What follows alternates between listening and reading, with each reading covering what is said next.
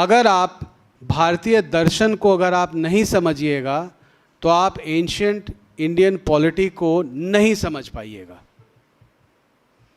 आप नहीं समझ सकते हैं वो, इट्स नॉट पॉसिबल। मैं कहूँ कि क्या कहते हैं, मैं एलिमेंट्स और कंपाउंड्स के बारे में नहीं समझूंगा और जाकर के मैं केमिस्ट्री में मास्टर्स कर लूँगा, ये नहीं होने वाला है। आपको एलिमेंट्स जो हैं वो फंडामेंटल्स आपको समझने पड़ेंगे। उसकी पढ़ाई ही नहीं होती है, उसकी पढ़ाई नहीं होती है तो उसका ज्ञान भी नहीं है। तो ये इंडियन पॉलिटी जो है, जो इन लोगों ने कहा वही चला आ रहा है, वो वही हायरार्किकल, वही ऑप्रेसिव। आज भी मैं ये कह रहा हूँ, उस दिन बात हो रही थी तो मैंने NCERT 6th ग्रेड की किताब निकाली और हमने कहना शुरू किया कि आप ये देखिए, वही नैरेटिव है, सटल नैरेटिव है। आज मैं एक्सपेरिमेंट के तौर पे उस किताब को निकाल करके रैंडमली किसी पेज को मैं खोल लूँगा और मैं आपको ये दिखा सकूँगा कि ये जेम्स मिल का नैरेटिव है, उसका इन्फ्लुएंस ये है।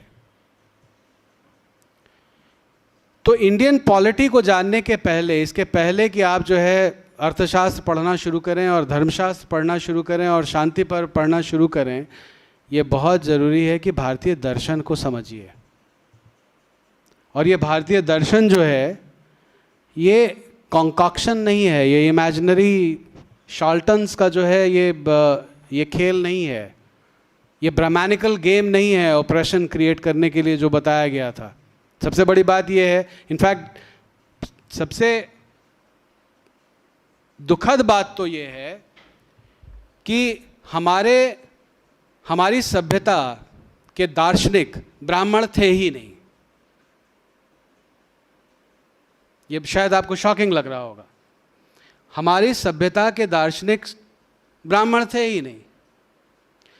हमारी सभ्यता के दार्शनिक ऋषि थे, और ऋषि जो हैं, ऋषियों के लिए एक शब्द का प्रयोग हुआ है, त्रिगुणातीत। ऋषियों को त्रिगुणातीत कहा जाता है, जो गुणों के प्रति के परे हैं। जो गुणों के परे चले गए वही त्रिगुणातीत हैं, वही ऋषि हैं। और जब तक आप गुणों से बंधे हुए हैं तभी तक आपका वर्ण है। और यही कारण है कि हमारे यहाँ ऋषि जो हैं वो जिसको कहते हैं across all sections of the society आते हैं। और अगर आज गांव में चले जाइएगा तो आज भी कहा जाता है, जाति न पूछो साधु की। साधुओं की जाति नहीं होती है,